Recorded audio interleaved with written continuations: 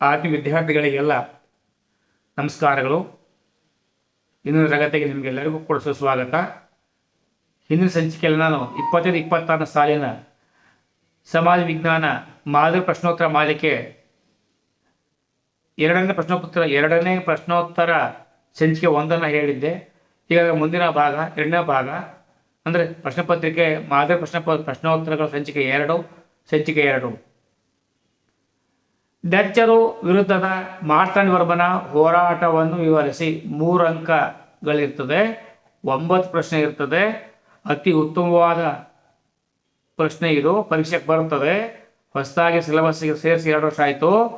1758ರವರೆಗೆ ವೈನಾಡ್ ಸಂಸ್ಥಾನವನ್ನು ಆಳಿದನು. ಯಾರು? ಮಾರ್ತಾಂಡವರ್ಮ. ಡಚ್ಚರಿಂದ ತನ್ನ ಸಂಸ್ಥಾನವನ್ನು ರಕ್ಷಿಸಿದನು. ರಾಜಧಾನಿಯನ್ನು ತಿರುವನಂತಪುರಕ್ಕೆ ಸ್ಥಳಾಂತರಿಸಿದನು. ಕರಿಮೆಣಸಿನ ವ್ಯಾಪಾರದಲ್ಲಿ ಹಿಡಿತ ಸಾಧಿಸುತ್ತಿದ್ದ ಡಚ್ಚರನ್ನು ತಡೆಗಟ್ಟಿದನು. ಡಚ್ಚರು ತಿರುವಾಂಕೂರಿನ ಮೇಲೆ ಆಕ್ರಮಣ ಮಾಡಿದಾಗ ಡಚ್ ಕೂಟವನ್ನು ಸೋಲಿಸಿದನು. ನೆಡುಮಂಗಡ ಕೊಟ್ಟಾರಕರ ಕೇಂದ್ರಗಳ ವಶಪಡಿಸಿಕೊಂಡನು. 1741ರಲ್ಲಿ ಡಚ್ಚರು ತಿರುವಾಂಕೂರಿನ ಮೇಲೆ ಯುದ್ಧ ಸಾರಿದರು. ಮಾರ್ತಾಂಡವರ್ಮ ಅವರನ್ನು ಹಿಮ್ಮೆಟ್ಟಿಸಿದನು. 1753 ಒಪ್ಪಂದದ ಪ್ರಕಾರ ಡಚ್ಚರು ಸಂಪೂರ್ಣ ಅಧಿಕಾರವನ್ನು ಒಪ್ಪಿಸಿ ಶರಣಾದರು. ಇದಕ್ಕೆ ಬರೆಯೋ ಪ್ರಶ್ನೆ ಯಾವುದು ಬೇಕಾದ್ರೂ ಬರೀಬೋದು. ನಿಮಗೆ ಯಾವುದು ಸುಲಭ ಅನಿಸುತ್ತೆ ಅಂತ ಬರೀಬೇಕಿಲ್ಲಿ. ಭಾರತದ ಬ್ರಿಟಿಷ್ ಶಿಕ್ಷಣ ವ್ಯವಸ್ಥೆ ಬೀರಿದ ಪರಿಣಾಮಗಳನ್ನು ವಿವರಿಸಿ. ಭಾರತೀಯರಲ್ಲಿ ಜಾತ್ಯತೀತತೆ, ಪ್ರಜಾಪ್ರಭುತ್ವ ಕಲ್ಪನೆಗಳ ಬೆಳವಣಿಗೆ, ಸ್ಥಳೀಯ ಭಾಷೆ ಸಾಹಿತ್ಯ ರಚನೆಗೆ ಪ್ರೋತ್ಸಾಹ ದೊರೆಯಿತು. ವಿದ್ಯಾವಂತ ವರ್ಗದ ಆಲೋಚನಾ ಕ್ರಮದಲ್ಲಿ ಏಕತೆ ಉಂಟಾಯಿತು. ವೃತ್ತಪತ್ರಿಕೆಗಳು ಆರಂಭ ಮಾಡಲಾಯಿತು. ಸಾಮಾಜಿಕ ಧಾರ್ಮಿಕ ಚಳವಳಿಗಳು ಪ್ರಾರಂಭವಾದವು. ಜೆ.ಎಸ್. ಮಿಲ್ ರೂಸೋ ಚಿಂತನೆಗಳ ಪ್ರಭಾವ ಬೀರಿದರು. ಭಾರತೀಯರಿಗೆ ತಮ್ಮ ಸಂಸ್ಕೃತಿಯ ಪರಿಚಯವಾಯಿತು. ಜಗತ್ತಿನಲ್ಲಿ ನಡೆಯುತ್ತಿದ್ದ ಸ್ವಾತಂತ್ರ್ಯ ಚಳವಳಿಗಳ ಪ್ರಭಾವವೂ ಕೂಡ ಆಯಿತು. ಭಾರತದಲ್ಲಿ ಹೊಸ ತಲೆಮಾರುಗಳ ಸೃಷ್ಟಿಯಾಯಿತು. ಇನ್ನೊಂದು ವ್ಯತ್ಯಾಸ ಬರ್ತದೆ ಇಲ್ಲಿ. ನಿತ್ಯ ಧೋರಣ ಅರಣ್ಯಗಳು ಮತ್ತು ಎಲೆ ಉದುರುವ ಮಾನ್ಸೂನ್ ಮಾದರಿ ಅರಣ್ಯಗಳ ವ್ಯತ್ಯಾಸ. ಈಗ ನಿತ್ಯ ಧೋರಣ ಅರಣ್ಯಗಳು ನೋಡ್ಕೊಂಡು ಬರುವ 250 ಸೆಂಟಿಮೀಟರ್ ಮಳೆ ವರ್ಷವಿಡೀ ಬೀಳ್ತಿರಬೇಕು. ಪಶ್ಚಿಮ ಘಟ್ಟಗಳು, ಅಸ್ಸಾಂ, ತ್ರಿಪುರದಲ್ಲಿ ಈ ಥರದ ಅರಣ್ಯಗಳು ನೋಡ್ತೇವೆ, ವರ್ಷ ಪೂರ್ತಿ ಹಸಿರಾಗಿರ್ತವೆ. ಇನ್ನು ಎಲೆ ಉದುರಿಸುವ ಕಾಡುಗಳು ನೋಡೋದಾದರೆ ಇಲ್ಲಿ 75ರಿಂದ 200 ಸೆಂಟಿಮೀಟರ್ ಮಳೆ ವಾರ್ಷಿಕ ಮಳೆ ಬೀಳ್ತಾ ಇರಬೇಕು. ಭಾರತದಲ್ಲಿ ವಿಸ್ತಾರವಾದ ಹರಡಿದೆ. ವರ್ಷದ ನಿರ್ದಿಷ್ಟ ಒಣಹವೆ ಋತುವಿನಲ್ಲಿ ಎಲೆ ಉದುರಿಸುತ್ತವೆ. ಇದಕ್ಕೆ ಬರೆಯುವ ಪ್ರಶ್ನೆ ಕೇಳಿದ್ದಾರೆ. ಗ್ಲೋಬಲ್ ಪೊಸಿಷನಿಂಗ್ ಸಿಸ್ಟಮ್ನ ಉಪಯೋಗಗಳೇನು? ಪ್ರಾಕೃತಿಕ ವಿಕೋಪಗಳ ಸ್ಪಷ್ಟ ಭೌಗೋಳಿಕ ಸ್ಥಾನ ಗುರುತಿಸಿ ಪರಿಹಾರ ಕೈಗೊಳ್ಳಲು ಉಪಯುಕ್ತ. ಅರಣ್ಯ ಪರ್ವತಾಚಾರಣ ಮಾಡುವವರಿಗೆ ಮಾರ್ಗ ತಿಳಿಯಲು ಅನುಕೂಲ. ಸೈನಿಕರು, ವೈಮಾನಿಕರು, ವಿಮಾನಗಾರರಿಗೆ, ಮೀನುಗಾರರಿಗೆ ಸರಿಯಾದ ಮಾರ್ಗವನ್ನು ಅನುಸರಿಸಲು ಉಪಯುಕ್ತ. ಇಂದು ಸಾರಿಗೆ ನಿರ್ವಹಣೆಯಲ್ಲಿಯೂ ಬಳಕೆ ಹೆಚ್ಚಾಗಿದೆ. ಗೂಗಲ್ ಮ್ಯಾಪ್ ಮತ್ತು ಅಂತಹ ವ್ಯವಸ್ಥೆಗಳು GPS ಬಳಸಿ ದಾರಿ ತೋರಿಸುತ್ತದೆ. ನಗರಗಳಲ್ಲಿ ಮನೆ ಬಾಗಿಲ ಸೇವೆಗೆ GPS ವ್ಯವಸ್ಥೆಯೇ ಜೀವಾಳವಾಗಿದೆ. ನಗರಗಳಲ್ಲಿ ಗ್ರಾಮೀಣ ಅಭಿವೃದ್ಧಿಯಲ್ಲಿ ಪಂಚಾಯತ್ ರಾಜ್ ಸಂಸ್ಥೆಗಳ ಪಾತ್ರ. ರಸ್ತೆ ಚರಂಡಿ, ಬೀದಿ ದೀಪದ ವ್ಯವಸ್ಥೆ, ಶಾಲೆ, ಆಸ್ಪತ್ರೆ, ಕಟ್ಟಡಗಳ ನಿರ್ಮಾಣ, ಪ್ರಾಥಮಿಕ ಮಾಧ್ಯಮಿಕ ಶಿಕ್ಷಣಕ್ಕೆ ಪ್ರೋತ್ಸಾಹ, ಕೆರೆಗಳ ನಿರ್ಮಾಣ, ಹೂಳು ತೆಗೆಯುವುದು, ಗ್ರಾಮೀಣ ಮತ್ತು ಗುಡಿ ಕೈಗಾರಿಕೆಗಳ ಅಭಿವೃದ್ಧಿ, ಅರ್ಹ ಬಡ ಜನರಿಗೆ BPL ಕಾರ್ಡ್ ಮೂಲಕ ಆಹಾರವನ್ನು ನೀಡುವುದು, ವಸತಿಹೀನರಿಗೆ ಆಶ್ರಯ ಯೋಜನೆಯ ಮೂಲಕ ಮನೆಗಳ ನಿರ್ಮಾಣ, ಆಹಾರ ಸಂಸ್ಕರಣಾ ಘಟಕಗಳು, ಆರೋಗ್ಯ ಮತ್ತು ನೈರ್ಮಲ್ಯ ಸೌಲಭ್ಯ. ಪ್ರಶ್ನೆ ಬರ್ತದೆ ಇಲ್ಲಿ. ಸಾರ್ವಜನಿಕ ಹಣಕಾಸಿನ ಮಹತ್ವ ವಿವರಿಸಿ. ದೇಶದ ಅಭಿವೃದ್ಧಿಯನ್ನು ಬೆಂಬಲಿಸುತ್ತದೆ ಸಾರ್ವಜನಿಕ ಹಣಕಾಸು.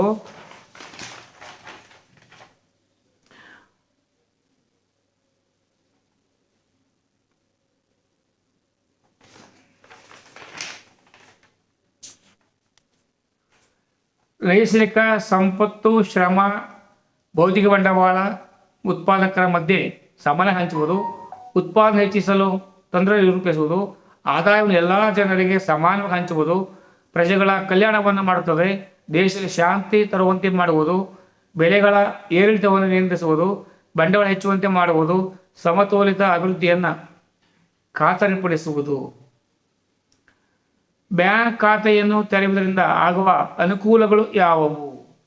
ಹಣದ ಭದ್ರತೆ ಕಾಪಾಡುತ್ತದೆ, ಹಣದ ಪಾವತಿ ಸುಲಭವಾಗುತ್ತದೆ, ಸಾಲ ಪಡೆಯಲು ಸಾಧ್ಯವಾಗುತ್ತದೆ, ಹಣದ ವಸೂಲಾತಿಗೆ ಸಹಾಯ ಮಾಡುತ್ತದೆ, ವ್ಯವಹಾರ ಸುಗಮವಾಗಿ ನಡೆಸಲು ಅನುಕೂಲ, ಭದ್ರತಾ ಕಾಪಾಡುಗಳನ್ನು ಪಡೆಯಬಹುದು. ಉದ್ಯಮಿಗಳ ಕಾರ್ಯಗಳಾವವು? ವ್ಯಾಪಾರ ಚಟುವಟಿಕೆಗಳ ಆರಂಭ, ಉತ್ಪಾದನಾಂಗಗಳನ್ನು ಸಂಯೋಜಿಸುತ್ತಾನೆ, ಹೊಸ ವಿಧಾನಗಳನ್ನು ರೂಢಿಗೆ ತರುತ್ತಾನೆ, ತಂತ್ರಜ್ಞಾನ ಮಾರುಕಟ್ಟೆ ಉದ್ಯೋಗದ ಬಗ್ಗೆ ನಿರ್ಧರಿಸುತ್ತಾನೆ, ಹಣಕಾಸಿನ ಆಯವ್ಯಯದ ನಿರ್ವಹಣೆ, ಕಷ್ಟನಷ್ಟ ಮತ್ತು ಅನಿಶ್ಚಿತತೆಗಳನ್ನು ನಿರ್ಧರಿಸುವುದು, ವಸ್ತು ತಂತ್ರಜ್ಞಾನ ಮಾರುಕಟ್ಟೆಗಳ ಬಗ್ಗೆ ನಿರ್ಧಾರ ಕೈಗೊಳ್ಳುತ್ತಾನೆ, ವ್ಯಾಪಾರ ಸರಿಯಾಗಿ ನಡೆಯುವಂತೆ ಮಾರ್ಗದರ್ಶನ ಮಾಡುವನು. ಸಾಮಾಜಿಕ ಸುಧಾರಣೆಗೆ ರಾಜಾರಾಮ್ ಮೋಹನ್ ರಾಯರ ಕೊಡುಗೆಗಳನ್ನು ವಿವರಿಸಿ. ಬ್ರಹ್ಮ ಸಮಾಜದ ವ್ಯವಸ್ಥಾಪಕರ ಪ್ರಮುಖರು ಭಾರತೀಯ ನವೋದಯ ಜನಕ ಎನಿಸಿದ್ದಾರೆ. Sanskrit, Arabic, English, French, Greek ಭಾಷೆಗಳಲ್ಲಿ ಪಾಂಡಿತ್ಯ ಹೊಂದಿದ್ದಾರೆ. ಮೂರ್ತಿ ಪೂಜೆಯನ್ನು ಪ್ರಶ್ನಿಸಿದರು. ಭಾರತ ನವೀಕರಣಕ್ಕೆ ಆಧುನಿಕ ವಿಜ್ಞಾನ, ಇಂಗ್ಲಿಷ್ ಶಿಕ್ಷಣ ಅವಶ್ಯಕ. ಸ್ತ್ರೀ ಶೋಷಣೆಯನ್ನು ವಿರೋಧಿಸಿ ಸತಿ ಪದ್ಧತಿ, ಬಾಲ್ಯ ವಿವಾಹಗಳ ವಿರುದ್ಧ ಹೋರಾಟ ಹಾಗೂ ಸತಿ ಸಹಗಮನ ನಿಷೇಧ ಕಾಯ್ದೆಗೆ ಬೆಂಬಲಿಸಿ ಸ್ತ್ರೀಯರ ಸ್ಥಾನಮಾನ ಸುಧಾರಿಸಲು ಪ್ರಯತ್ನಿಸಿದರು. ಬಂಗಾಳದಲ್ಲಿ ಸಂವಾದ ಕೌಮುದಿ ಪತ್ರಿಕೆ ಆರಂಭಿಸಿದರು. ಭಾರತ ಪ್ರಥಮ ಸ್ವಾತಂತ್ರ್ಯ ಸಂಗ್ರಾಮದ ಆರ್ಥಿಕ ಕಾರಣಗಳನ್ನು ವಿವರಿಸಿ. ಇಂಗ್ಲೆಂಡ್ನಲ್ಲಿ ಕೈಗಾರಿಕಾ ಕ್ರಾಂತಿಯ ಪರಿಣಾಮ ಭಾರತದಲ್ಲಿ ಕರಕುಶಲತೆ ಮತ್ತು ದೇಶೀಯ ಕೈಗಾರಿಕೆ ಕ್ಷೀಣಿಸಿದವು. ಕರಕುಶಲಗಾರರು ನಿರುದ್ಯೋಗಿಗಳಾದರು. ಬಟ್ಟೆ, ಉಣ್ಣೆ ಕೈಗಾರಿಕೆಗಳ ಅವನತಿ ಹೊಂದಿ ನೇಕಾರರು ನಿರುದ್ಯೋಗಿಗಳಾದರು. ಇದರಿಂದ ಭಾರತದ ಗೃಹ ಕೈಗಾರಿಕೆಗಳು ಶಿಥಿಲಗೊಂಡವು. ಜಮೀನ್ದಾರರಿಂದ ರೈತರ ಶೋಷಣೆ. ಭಾರತದ ವಸ್ತುಗಳಿಗೆ ಅಧಿಕ ತೆರಿಗೆಯನ್ನು ವಿಧಿಸಿದರು. ಇನಾಮ್ ಆಯೋಗದ ನೇಮಿಸಿ ಸಂರಕ್ಷಿಸಲು ಭಾರತವು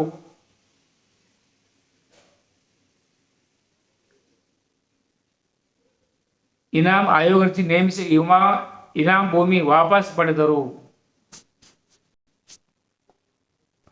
ಮಾನವ ಹಕ್ಕುಗಳನ್ನು ಸಂರಕ್ಷಿಸಲು ಭಾರತ ಹೇಗೆ ಪ್ರಯತ್ನಿಸುತ್ತಿದೆ? ಸಂವಿಧಾನದಲ್ಲಿ ಮೂಲಭೂತ ಹಕ್ಕುಗಳ ನಮೂದು, ಸಾರ್ವತ್ರಿಕ ಮಾನವ ಹಕ್ಕುಗಳ ಪ್ರತಿಪಾದನೆ, ಜನಾಂಗೀಯ ಹತ್ಯೆ, ಶೋಷಣೆ ವಿರೋಧ, ವಿಶ್ವಸಂಸ್ಥೆ ಸಾಮಾನ್ಯ ಸಭೆಯಲ್ಲಿ ವಿಶ್ವದಾದ್ಯಂತ ಮಾನವ ಹಕ್ಕುಗಳ ಸುರಕ್ಷತೆಗೆ ಒತ್ತಾಯ, ರಾಷ್ಟ್ರೀಯ ಮಾನವ ಹಕ್ಕುಗಳ ಆಯೋಗ, ರಾಜ್ಯ ಮಾನವ ಹಕ್ಕುಗಳ ಆಯೋಗ ಸ್ಥಾಪನೆ. ನಿರುದ್ಯೋಗ ಸಮಸ್ಯೆಯನ್ನು ನಿವಾರಿಸಲು ಸರ್ಕಾರಗಳು ಕೈಗೊಂಡ ಕ್ರಮಗಳಾವುವು? ಜನಸಂಖ್ಯೆ ನಿಯಂತ್ರಣ, ಕುಡಿ ಕೈಗಾರಿಕೆಗಳ ಪ್ರೋತ್ಸಾಹ, ಕೃಷಿ ಕ್ಷೇತ್ರದ ಅಭಿವೃದ್ಧಿ, ಕೈಗಾರಿಕಾ ಕ್ಷೇತ್ರದ ಅಭಿವೃದ್ಧಿ, ವೃತ್ತಿಪರ ಶಿಕ್ಷಣಕ್ಕೆ ಪ್ರೋತ್ಸಾಹ, ಶೈಕ್ಷಣಿಕ ಸುಧಾರಣಾ ಯೋಜನೆಗಳು, ಪಂಚವಾರ್ಷಿಕ ಯೋಜನೆಗಳು. ಚಂಡಮಾರುತಗಳಿಂದ ಉಂಟಾಗುವ ದುಷ್ಪರಿಣಾಮಗಳನ್ನು ಎದುರಿಸಲು ತೆಗೆದುಕೊಳ್ಳಬೇಕಾದ ಮುನ್ನೆಚ್ಚರಿಕೆ ಕ್ರಮಗಳು ಯಾವುವು? ಅಪಾಯಕಾರಿ ತಗ್ಗು ಪ್ರದೇಶಗಳಿಂದ ಜನರನ್ನು ಸ್ಥಳಾಂತರಿಸುವುದು, ದೋಣಿ ಹೆಲಿಕಾಪ್ಟರ್ ಸಜ್ಜಾಗಿರಿಸುವುದು, ರೈಲು ಬಸ್ಸಿನ ಮಾರ್ಗಗಳನ್ನು ಬದಲಾಯಿಸುವುದು, ಮಾಧ್ಯಮಗಳ ಮೂಲಕ ಜನರಿಗೆ ಮಾಹಿತಿ ನೀಡುವುದು, ಉಡುಪುಗಳನ್ನು ಸಂಗ್ರಹಿಸುವುದು, ಔಷಧ ಮತ್ತು ವೈದ್ಯಕೀಯ ನೆರವಿಗಾಗಿ ಸಿದ್ಧರಾಗಿರುವುದು, ಸೇನಾ ತುಕಡಿಯನ್ನು ಸಿದ್ಧಪಡಿಸುವುದು.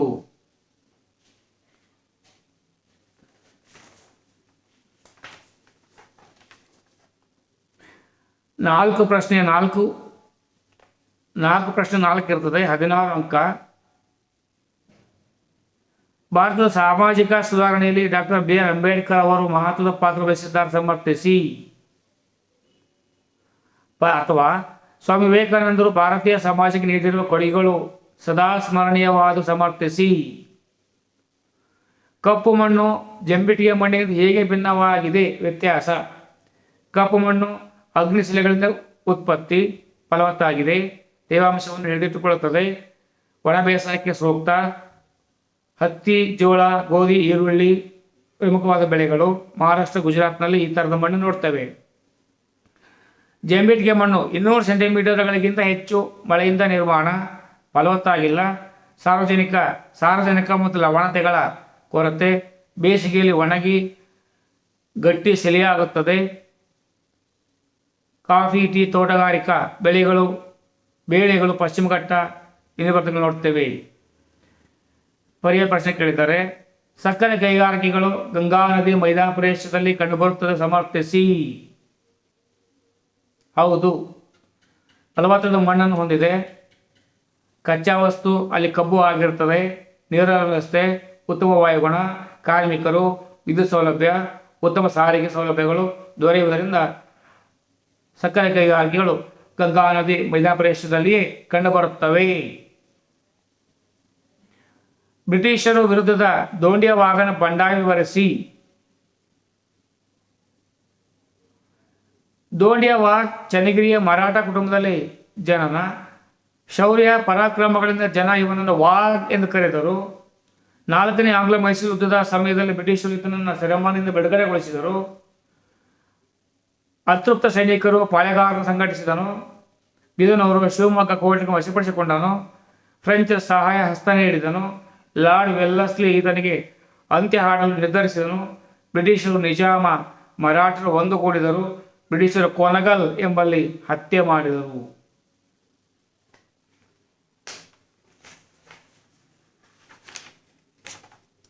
ಭ್ರಷ್ಟಾಚಾರಕ್ಕೆ ಕಾರಣಗಳೇನು ನಿಮ್ಗೆ ಗೊತ್ತಿದೆ, ಆದರೂ ಹೇಳ್ತೇನೆ. ಜಾತೀಯತೆ, ಸೃಜನ ಪಕ್ಷಪಾತ,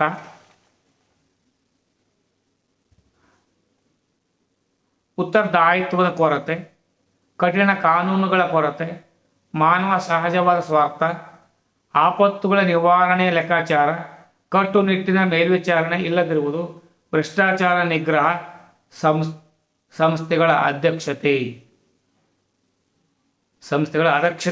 ಅಲ್ಲ. ಇಲ್ಲಿ ಮ್ಯಾಪ್ ಕೊಟ್ಟಿದ್ದಾರೆ, 5 ಮಾತ್ರ ಗುರುತಿಸ್ಬೇಕು. ಹೇಳ್ತೇನೆ, ಸರಿಯಾಗಿ ನಿಖರವಾಗಿ ನೋಟ್ ಮಾಡ್ಕೊಳ್ಬೇಕು. ಮಲಬಾರ್ ತೀರ, ಬಂಗಾಳಕೊಲ್ಲಿ, ನರೋರ, ಕೆಂಪೇಗೌಡ ಅಂತಾರಾಷ್ಟ್ರೀಯ ನಿಲ್ದಾಣ, ನವಮಂಗಳೂರು, ಬರ್ನಾಪುರ್, ಕೊಯ್ನಾ, 82 ರೇಖಾಂಶ, ದಾಮೋದರಿ ಯೋಜನೆ ಮತ್ತು ಕಾಂಡ್ಲಾ.